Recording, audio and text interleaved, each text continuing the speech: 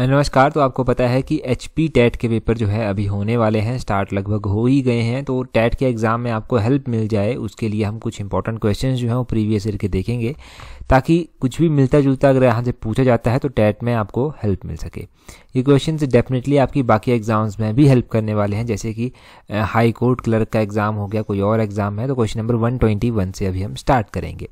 121 में बोलते हैं what is the ratio of length and breadth of Indian national flag. जो हमारा भारतीय राष्ट्रीय ध्वज है, भारत का जो राष्ट्रीय ध्वज है उसकी लेंथ और ब्रेड्थ यहाँ पर पूछी गई है। तो इसकी लेंथ और ब्रेड्थ की अगर आप बात करेंगे तो 3:2 में जो है ये लेंथ और ब्रेड्थ है, ये आपने ध्यान रखना है। इसके अलावा आप यहाँ से क्या ध्यान रख सकते हैं, अभी जो था वो आर्म्ड फोर्सेस फ्लैग डे भी मनाया गया था, यानी कि सशस्त्र सेना झंडा दिवस भी जो था वो मनाया गया था।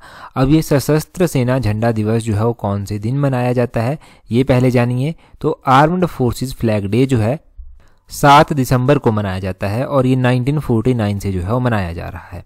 और इंडियन नेशनल कांग्रेस के फ्लैग की अगर आप बात करेंगे तो उसको अडॉप्ट कब किया गया था, जो हमारा नेशनल फ्लैग है उसको 22 जुलाई 1947 को जो था वो अडॉप्ट किया गया था। तो ये क्वेश्चन पूछे जाने की संभावना है। यहाँ से 122 देखिए, बोलते हैं the union minister Anurag Thakur hold which of the following portfolio. तो अनुराग ठाकुर के बारे में पूछा गया है कि अनुराग ठाकुर जो है वो कौन से मंत्रालय को संभालते हैं। तो अनुराग ठाकुर की स्पेसिफिक रूप से अगर आप बात करेंगे तो ये minister of information and broadcasting है। ऑप्शन बी इसका सही आंसर होगा। हो सकता है आपके पास इसको छोड़कर जो है वो minister of youth affairs and sports दिया जाए, तो ये मिनिस्ट्री भी जो है वो इनके पास है। खेल और युवा मामलों के मंत्रालय भी जो है यही है, और सूचना और प्रसारण मंत्री भी जो है यही है। तो ये इनके बारे में आपने ध्यान रखना है। आगे बोलते हैं 123 में बोलते हैं व्हाट इज अस्त्रा मार्क 1। तो बोलते हैं अस्त्र मार्क 1 क्या है। अस्त्र मार्क 1 क्या है ये आपने ध्यान रखना है कि ये जो है एक मिसाइल है। ऑप्शन बी जो है वो सही आंसर होगा 123 का। अस्त्र मार्क 1 जो है एक मिसाइल है। और अगला क्वेश्चन यहाँ से देखते हैं क्या है हमारे पास। नेक्स्ट क्वेश्चन है, बोलते हैं विच पॉपुलरली नोन एज पहाड़ी फ्रंटियर गांधी। अगर पहाड़ी गांधी की बात कर लेते हैं पहले, पहाड़ी गांधी बाबा कांसी राम को कहा जाता है, ठीक है। यहाँ पर पहाड़ी फ्रंटियर गांधी पूछा गया है। तो इस क्वेश्चन के आंसर को मैं डिस्कस किस लिए नहीं कर रहा, क्योंकि फाइनल आंसर की के अकॉर्डिंग इसको स्क्रैप कर दिया गया है। तो इसको डिस्कस करने से रहने देते हैं और पहाड़ी गांधी का आपको पता चल गया।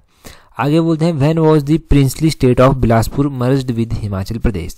देखो जब 15 अप्रैल 1948 को हिमाचल प्रदेश का गठन हुआ था ना, तो हिमाचल प्रदेश में 4 राज्य जो था वो 4 जिले जो था वो हुआ करते थे।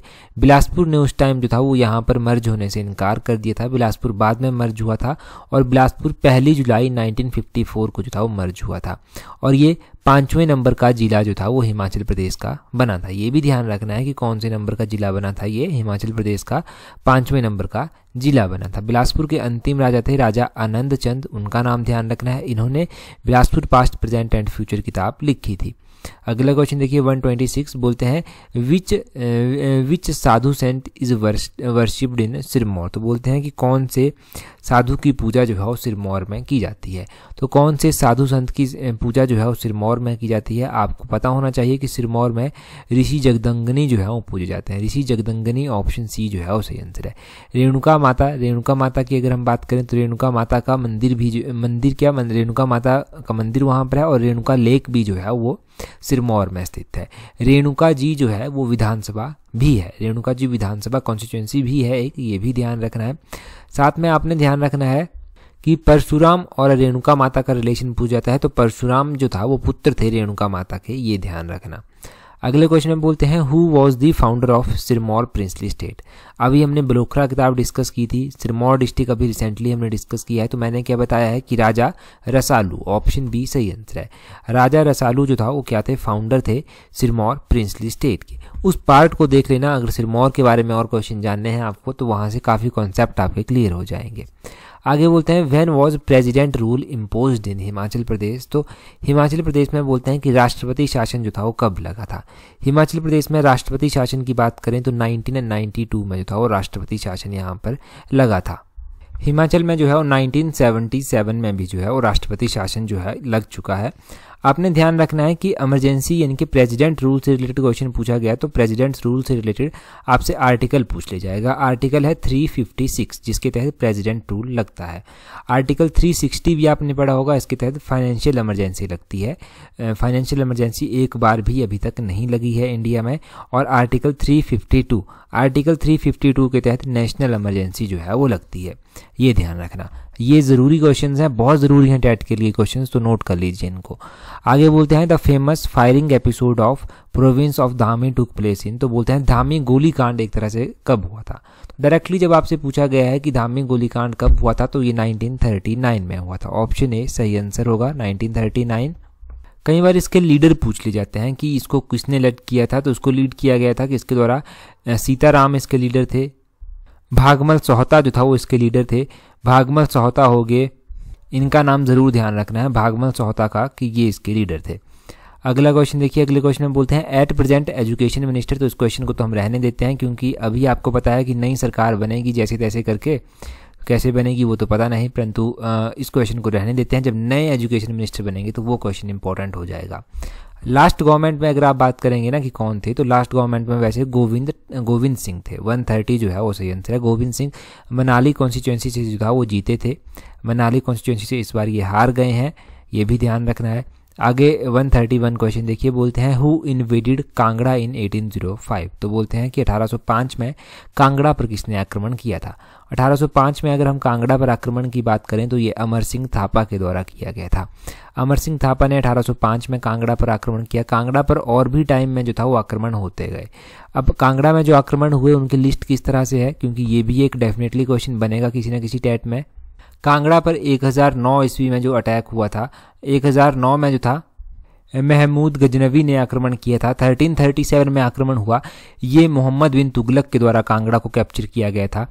और 1365 में हुआ, ये फिरोज शाह तुगलक ने जो था वो बीसीज किया था नगरकोट किले को। तो ये क्वेश्चंस आपने ध्यान रखने हैं, ये इंपॉर्टेंट क्वेश्चंस हैं। आगे बोलते हैं 132 में शिमला में भारत छोड़ो आंदोलन का नेतृत्व किसने किया था।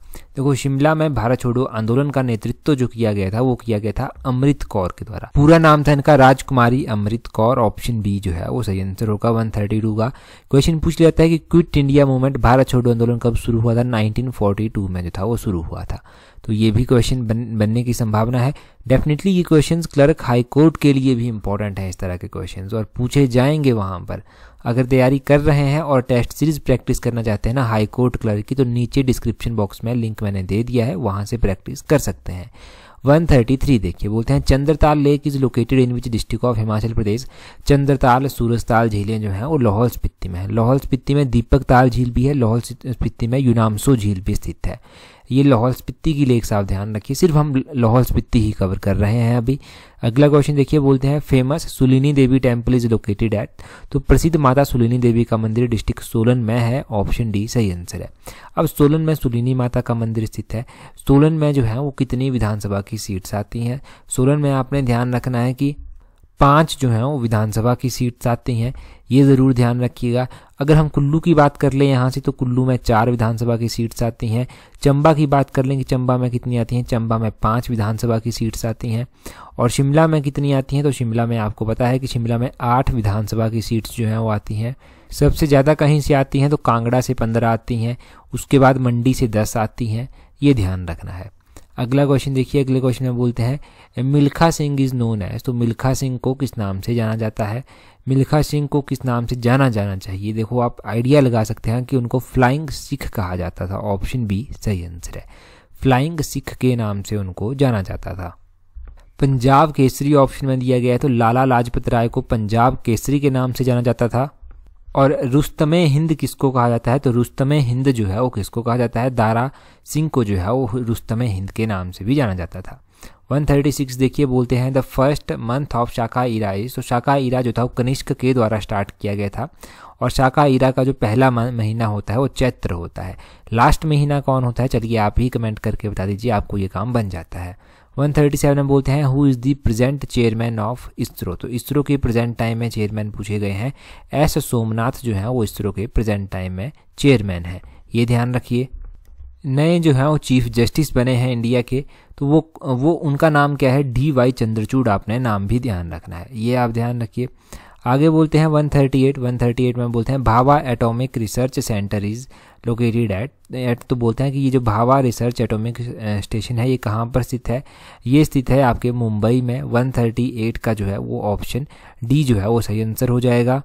एग्जैक्टली कहाँ पर है, तो ट्रॉम्बे में जो है, ट्रॉम्बे में इसका हेडक्वार्टर जो है वो स्थित है, ये ध्यान रखना आप, ट्रॉम्बे। और इसको जो था वो कब एस्टेबलाइज किया गया था, 1954 में जो था वो इसको एस्टेबलाइज किया गया था, ये भी पता होना चाहिए। अगला क्वेश्चन देखते हैं 139, बोलते हैं कैपिटल ऑफ यूक्रेन, तो यूक्रेन की कैपिटल जो है वो कीव है। और अगर हम रशिया की कैपिटल की बात करें तो मॉस्को जो है वो रशिया की कैपिटल है। मैनचेस्टर ऑफ इंडिया किसको कहा जाता है, तो 140 क्वेश्चन की सही आंसर की बात करेंगे तो मैनचेस्टर ऑफ इंडिया जो है वो अहमदाबाद को कहा जाता है, ऑप्शन डी सही आंसर है। 141 में बोलते हैं इंटरनेशनल कोर्ट ऑफ जस्टिस का हेडक्वार्टर कहाँ पर स्थित है, इंटरनेशनल कोर्ट ऑफ जस्टिस की अगर हम बात करें तो इसका हेडक्वार्टर हेग में स्थित है, ऑप्शन बी सही आंसर है। अच्छा, यहाँ पर ना हमने ये क्वेश्चन पढ़ा था ना हमने कि भाभा एटॉमिक रिसर्च सेंटर कहाँ पर है, तो और भी एटॉमिक रिसर्च सेंटर हैं, जैसे कि Indira Gandhi centre for atomic research हो गया, ये चेन्नई में स्थित है, चेन्नई के कल्पाकम में स्थित है, ये आपने ध्यान रखना है। 1971 में इसको एस्टेब्लाइज किया गया था। और आपने ध्यान रखना है कि पोखरण टेस्ट कब हुआ था, पोखरण टेस्ट 1974 में हुआ था और राजस्थान में हुआ था, ये आप ज़रूर ध्यान रखें, क्वेश्चंस बहुत इंपॉर्टेंट है। आगे बोलते हैं 142 में बोलते हैं who is the author of recently launched book fearless governance, तो फियरलेस गवर्नेंस किताब लिखी गई है, इसको हाल फिलहाल में लॉन्च किया गया है। तो इसके जो राइटर पूछे गए हैं उनका नाम आपको बताना है, इसके राइटर हैं आपके किरण बेदी, ऑप्शन सी सही आंसर है। नीरज चोपड़ा को उस टाइम जब ये पेपर हुआ था तो उस टाइम इनको गोल्ड मेडल दिया था गया था। तो ये किस खेल से संबंधित है, ये जेवलिन थ्रो से संबंधित है, भाला फेंक से जो है ये संबंध रखते हैं।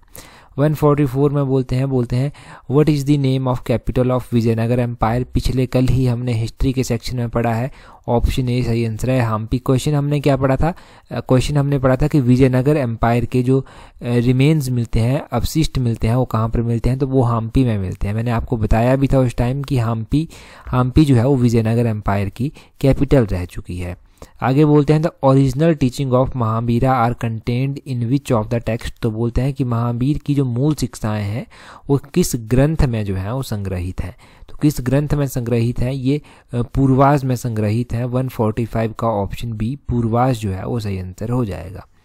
आगे 146 क्वेश्चन देखिए, 146 में बोलते हैं what is the name of autobiography of PT Usha, PT Usha की जो ऑटोबायोग्राफी है उसका नाम पूछा गया है, तो गोल्डन गर्ल नाम से इनकी ऑटोबायोग्राफी है, ऑप्शन डी जो है वो सही आंसर है। 147 में बोलते हैं who won the French open 2022 women single, तो फ्रेंच ओपन 2022 वुमेन सिंगल जो है वो किसने जीता है, वो ईगा स्वीटेक ने जीता है। ये शायद last time clerk high court के एग्जाम में भी क्वेश्चन पूछा गया था। और अगर आप करंट अफेयर की तैयारी करना चाहते हैं ना, तो करंट अफेयर के लिए हैंडमेड नोट्स भी मैंने डाल रखे हैं वीडियोस में, और पीडीएफ भी उनकी डाल रखी है, तो हैंडमेड नोट्स की वीडियोस आपको मिल जाएंगी हमारे यूट्यूब चैनल पर, देख लेना, सर्च कर लेना, मिल जाएंगे, अलग से प्लेलिस्ट भी बनी होगी तो वहाँ से देख लेना। आगे बोलते हैं नेशनल वोटर्स डे कब मनाया जाता है, देखो नेशनल वोटर्स डे कब मनाया जाता है, आपने ध्यान रखना है कि ये 25 जनवरी को जो है वो मनाया जाता है।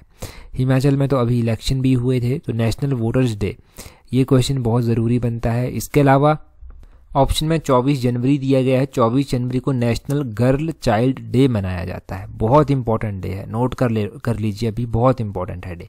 आगे 5 सितंबर दिया गया है, तो 5 सितंबर को कौन सा दिन मनाया जाता है, 5 सितंबर को तो आपको पता ही है कि टीचर्स डे मनाया जाता है। अब कौन सा टीचर्स डे मनाया जाता है 5 सितंबर को, तो 5 सितंबर को जो है आपने ध्यान रखना है कि नेशनल टीचर डे जो है वो मनाया जाता है, टीचर्स डे, इसको नेशनल टीचर डे बोलते हैं। और ऑप्शन में जो है वो 25 दिसंबर दिया गया है।